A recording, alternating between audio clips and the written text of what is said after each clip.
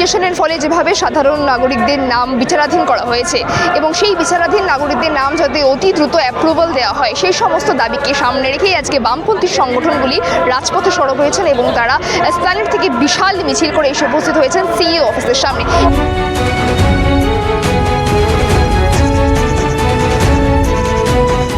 যখন সিএর সময়, যখন ওয়াকফের সময়, যখন এখানে মানুষ বিক্ষোভ করছিল, মমতা বলেছিলেন দিল্লিতে যাও। 100 দিনের কাজের প্রশ্নে মমতা ব্যানার্জি আর তার ভাইপো তারা দিল্লিতে গিয়ে নাটক করেছিল। আর এখন যখন ইলেকশন কমিশনের বিরুদ্ধে লড়ার কথা, তখন এখানে কেন ধর্ণা দিচ্ছেন? আমরা নির্ভুল ভোটার তালিকা তৈরি করার কথা বলেছিলাম, আমরা হিন্দু রাষ্ট্র নির্মাণ করার কথা বলিনি। আসলে এসআইআর এর আড়ালে এই রাজ্যে আরজি করে ধর্ষকদের বাঁচানোর কাজ করেছে দিদিমণি।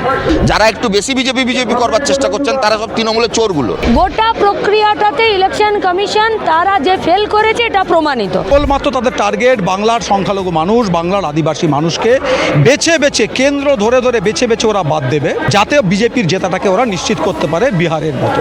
আমরা দেখতে পাচ্ছি বিজেপি সরকার আসলে এসআইআর প্রক্রিয়ার মধ্যে দিয়ে হিন্দু রাষ্ট্র নির্মাণের প্রচেষ্টা করছে। হিন্দুস্তান মানে কি এদেশে শুধু হিন্দুরা থাকবে? হিন্দুস্তান মানে শুধু এদেশে হিন্দুদের অধিকার থাকবে? সেটা তো নয়। ওরা ভারতবর্ষের বৈধ ভোটারদের নাম পছন্দ মতো বাদ দিতে চাইছে, যাতে বিজেপিকে ওরা ঘুরপথে পশ্চিমবঙ্গে ক্ষমতা দখল করতে পারে। আইপ্যাক অনেক টাকা পয়সা খরচা করে মমতা ইমেজ বানানোর চেষ্টা করছে। এসআইআর প্রক্রিয়ার মধ্যে দিয়ে হিন্দু রাষ্ট্র নির্মাণের প্রচেষ্টা সফল হবে না।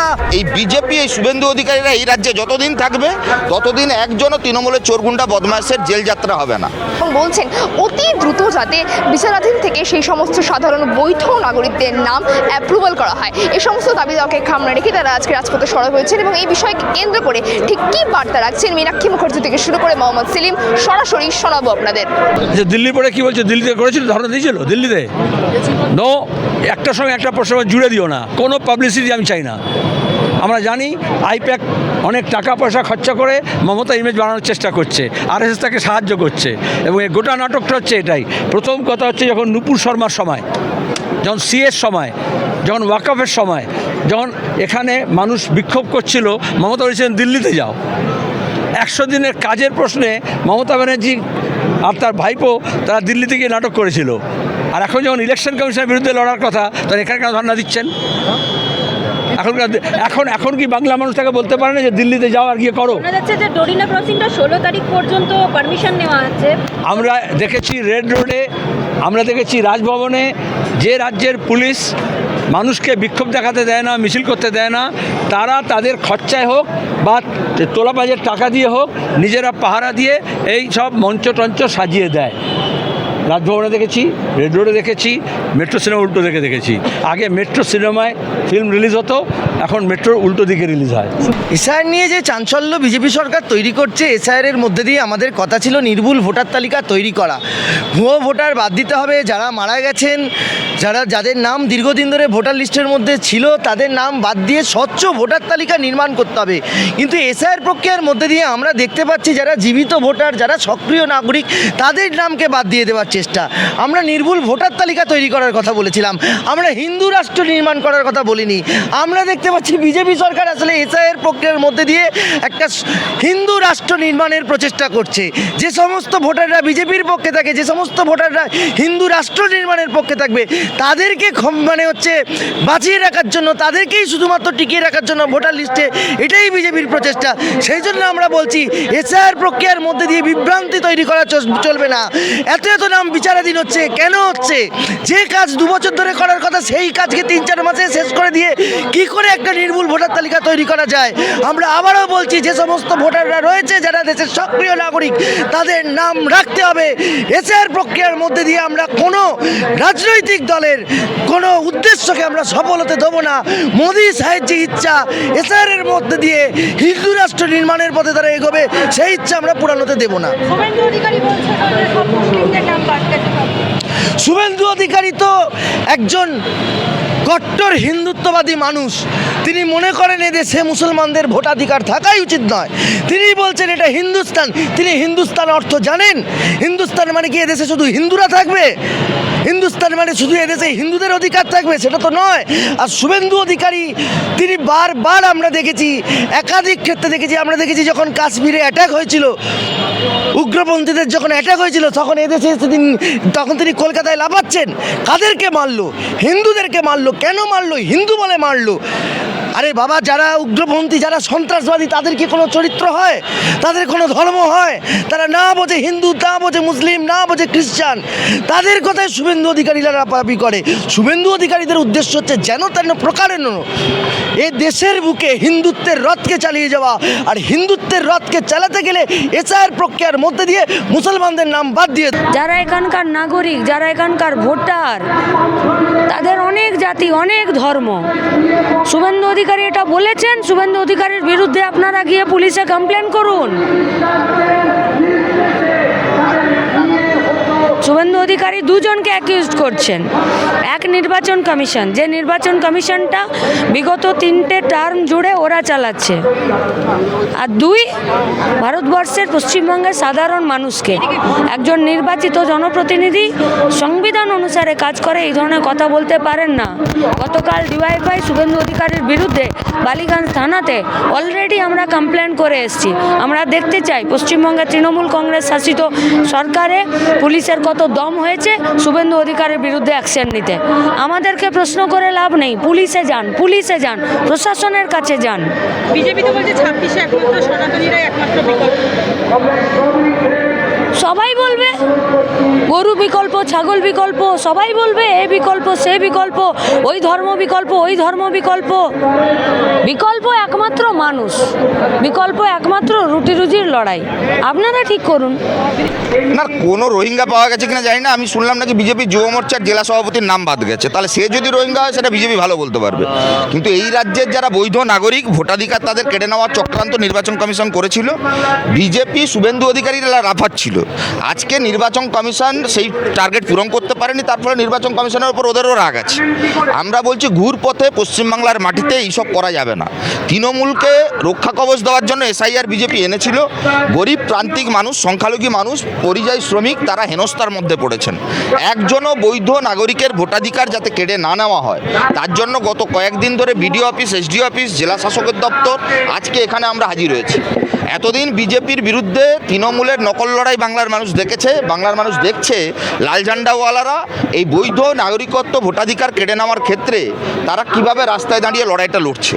শুভেন্দু বাবুরা মমতা বন্দ্যোপাধ্যায়কে বাঁচানোর জন্য যে স্ক্রিপ্ট লিখেছিলেন, 6 মাস 7 মাস আগে এই রাজ্যে রাজনীতির মূল ইস্যু ছিল চাকরি চুরি, দুর্নীতি, লুট, আরজি করে ধর্ষকের বিচার হবে কিনা। এই 7 মাসের শুভেন্দু বাবুরা তৃণমূলকে বিরোধিতা করবার নাটক করে মমতা বন্দ্যোপাধ্যায়, অভিষেক বন্দ্যোপাধ্যায়ের সামনে এই চুরি, দুর্নীতি, লুট থেকে সব নজর ঘুরিয়ে এসআইআরকে সামনে এনে দিলেন। এতেই প্রমাণিত এই বিজেপি, এই শুভেন্দু অধিকারীরা এই রাজ্যে যতদিন থাকবে ততদিন একজনও তৃণমূলের চোরগুন্ডা বদমাশের জেল যাত্রা হবে না। আমরা যতদিন এই রাজ্যে বিরোধী দলে ছিলাম, আমরা এখানে তৃণমূলের চোরেদের জেলে ঢোকাতে পেরেছিলাম। আপনি 11 সালের পর একের পর এক ঘটনা দেখতে পাবেন। কখনো বিকাশ রঞ্জন ভট্টাচার্য, মান্নান বাবুরা, আজকে সুজন বাবুরা রয়েছেন, তাদের নেতৃত্বে সারদা থেকে, নারদা থেকে রোজভ্যালি তৃণমূলের নেতাদের জেল যাত্রা হয়েছিল। আর আজকে বিজেপি যবে থেকে এই এসআইআর বলে লাফালাফি করছে, আসলে এসআইআরের আড়ালে এই রাজ্যে আরজি করের ধর্ষকদের বাঁচানোর কাজ করেছে দিদি মোদি। আরজি করের ধর্ষকদের বাঁচানোর আইনজীবীকে পুরস্কার দিয়েছে মমতা বন্দ্যোপাধ্যায়, আরএসএস নেতার মেয়েকে রাজ্যসভায় পাঠিয়েছেন। স্বাভাবিকভাবে এই যে লক্ষ লক্ষ মানুষের ভোটাধিকার কেড়ে নেওয়ার পেছনের যে চিত্রনাট্য, যেখানে রাজনীতির মূল ইস্যু চাকরি, দুর্নীতি, লুট এগুলো থাকবে না, রুটি রুজি রোজগার থাকবে না, সেখানে প্রত্যেকটা মুহূর্তে এদের কাছে ইস্যু হয়ে যাবে জাতপাত, ধর্ম, বর্ণ এইসব। স্বাভাবিকভাবে এই রাজ্যের মাটিতে শুভেন্দু অধিকারীদের মিথ্যাচারও যেমন মুখোশ খুলছে, মমতা বন্দ্যোপাধ্যায়ের ছদ্ম নকল বিরোধিতা, যে বিজেপি বিরোধিতা, সেই নাটকও মানুষ ধরে ফেলেছে। এবারের নির্বাচনে বাইনারি চলবে না, এবারে নির্বাচনে সেটিংয়ের রাজনীতি চলবে না। এইবারের নির্বাচনে তৃণমূল বিজেপির ধাক্কা খাবে, এই রাজ্যের মাটিতে বিকল্প তৈরি হবে। দাদা, প্রথমে লজিক্যাল ডিসক্রিপেন্সি, তারপর আবার আন্ডার অ্যাডজুডিকেশন, এইভাবে যেভাবে বৈধ নাগরিকদের বাদ দেওয়ার প্রক্রিয়া করেছে নির্বাচন কমিশন বা বিজেপির তরফ থেকে, কি বলবেন দাদা? এটাকে কি বলবো, আমরা পুরো প্রক্রিয়াটা যদি পশ্চিমবঙ্গের মানুষের কাছে তুলে ধরি, যে এই জ্ঞানেশ কুমার প্রথম দিন আমাদেরকে প্রতিশ্রুতি দিয়েছিল, কি বলেছিল, 2002-তে যাদের নাম থাকবে, ওদের ভাষায় এসআইআর, আমরা যেটাকে জানি যে ইন্টেন্সিভ রিভিশন হচ্ছিল 2002-তে, সেই লিস্টে যাদের তালিকায় যাদের নাম থাকবে তাদের কোনো কাগজ দেখাতে হবে না, এমনকি কারো বাপ ঠাকুরদার বা পারিবারিক লিঙ্ক থাকলে তাকেও দেখাতে হবে না, এই কথা বলা হয়েছিল। তো এটা করার পরে ওদের ভাষায় ম্যাপিং ওরা সম্পূর্ণ করলো, করে ওরা 58 লক্ষ লোকের মানুষের নাম বাদ দিল, তার মধ্যে একটা 32 লাখ মতো মানুষ যারা মৃত মানুষ, কিছু মানুষ তারা দাদা বলে পাওয়া যায় হলো। তার ফলে এবার বিজেপি ওদের যে টার্গেট বেঁধে দিয়েছিল যে 1.5 কোটি মানুষকে বাঙালিকে বাদ দিতে হবে, না হলে বিজেপি ভোটে জিততে পারবে না, তখন ওরা এই যে আপনি যে লজিক্যাল ডিসক্রিপেন্সির কথা বলছেন, কি করে করলো লজিক্যাল ডিসক্রিপেন্সি? 2002-তে আমাদের যে ওই আইআর ইন্টেন্সিভ রিভিশনের নাম লেখা ছিল সব বাংলাতে, ওরা এমন একটা সফটওয়্যার ব্যবহার করলো যেটা দিয়ে ওরা ট্রান্সলেট করলো ইংরেজিতে, প্রত্যেকের নামে অসংখ্য ভুল, এমনকি যে বিচারপতি জয়মাল্য বাগচি দেখছেন বিচার করছেন তার নামের অদ্ভুত, সেটা উচ্চারণ করা যাবে না এমন একটা নাম তারা জয়মাল্য বাগচির নামে লিখেছেন আর কি। এই সমস্ত ভুলগুলো যেগুলো নিজের দিয়ে তারা কি করলো লজিক্যাল ডিসক্রিপেন্সি, এবার এটাকে কে বিচার করবে? ভারতবর্ষের আইন হচ্ছে, নির্বাচন কমিশন নিজে বলেছিল যে সবাই জানে আজ পর্যন্ত এটাই আইন, এখন পর্যন্ত এটাই আইন যে বিএলও সাবমিট করবেন, ইআরও সিদ্ধান্ত নেবেন কার নাম তালিকায় থাকবে বা থাকবে না। তাতে দেখা গেল যে ওরা ওদের পছন্দ মতো নাম বাদ দিতে পারছে না, সম্পূর্ণ আইনটাকে ওরা পাল্টে দিয়ে ওরা কী করলো যে ইআরওরা আপলোড করতে পারবে না, সফটওয়্যারটাকে বন্ধ করলো, করে বললো ওদের মাইক্রো অবজারভাররা, যেটা সম্পূর্ণ আইন বিরুদ্ধ, মাইক্রো অবজারভারকে দিয়ে ওরা এই যে আপনি যে বিচারাধীনের কথা বলছেন, ওরা 60 লক্ষ মানুষকে বাদ দিয়ে দিল। এবার এটা হচ্ছে পুরো প্রক্রিয়াটা, মানে নির্বাচন কমিশন নিজের আইন নিজে যা যা বলেছে তার কোনো কিছুই মানছে না, কেবলমাত্র তাদের টার্গেট বাংলার সংখ্যালঘু মানুষ, বাংলার আদিবাসী মানুষকে বেছে বেছে কেন্দ্র ধরে ধরে বেছে বেছে ওরা বাদ দেবে, যাতে বিজেপির জেতাটাকে ওরা নিশ্চিত করতে পারে বিহারের মতো। আর এক্ষেত্রে আরেকটা জিনিস আমি বলবো, এক্ষেত্রে আরেকটা জিনিস আপনি দেখবেন শুভেন্দু অধিকারী থেকে বিজেপির নেতারা বলছে এই যে মানুষের নাম বাদ যাচ্ছে, হয়রানি হচ্ছে, এর জন্য দায়ী কারা?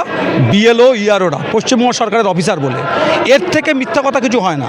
যারা শুভেন্দু এবং শুভেন্দুর সাথে গলা মিলিয়ে যারা এই মিথ্যা কথাটা বলছেন, আমি সেই জন্য প্রক্রিয়াটা বললাম, কিভাবে ইআরওদের কাছ থেকে অধিকার কেড়ে নিয়ে ওরা মাইক্রো অবজারভারকে দিয়ে, যারা এই কথাটা বলছেন তারা পশ্চিমবঙ্গের মানুষের শুধু ভোটাধিকার কেড়ে নেওয়াকে সমর্থন করছে না, তারা পশ্চিমবঙ্গের মানুষের সাথে বেইমানি করছেন। এই প্রক্রিয়াতে ওরা এত লক্ষ মানুষ বাদ দিয়ে, যেমন আমরা রাস্তায় আছি এই মানুষগুলো ভোটাধিকার ফেরত পাওয়ার জন্য। যে রোহিঙ্গার কথা বারবার বলছেন শুভেন্দু অধিকারী বা বিভিন্ন বিজেপির নেতাকর্মীরা, তাদের না, ওর যদি বিন্দুমাত্র চক্ষুলজ্জা থাকতো তাহলে এই কথা তো বলতো না, কারণ পার্লামেন্টে জানতে চাওয়া হয়েছিল ওর শুভেন্দুর যে সরকার, তারা বলেছে রোহিঙ্গাদের সম্বন্ধে বা কত বিদেশি নাম তালিকাতে আছে কেন্দ্রীয় সরকারের কাছে কোনো তথ্য নেই। এই যে এত বিহারে হয়ে গেল, কজন আপনারা ইলেকশন কমিশনের এর মধ্যে ইন্টারভিউ শুনেছেন, যেটা আমরা প্রথম দিন থেকে বলছিলাম এটা নির্বাচন কমিশনের কাজ নয়।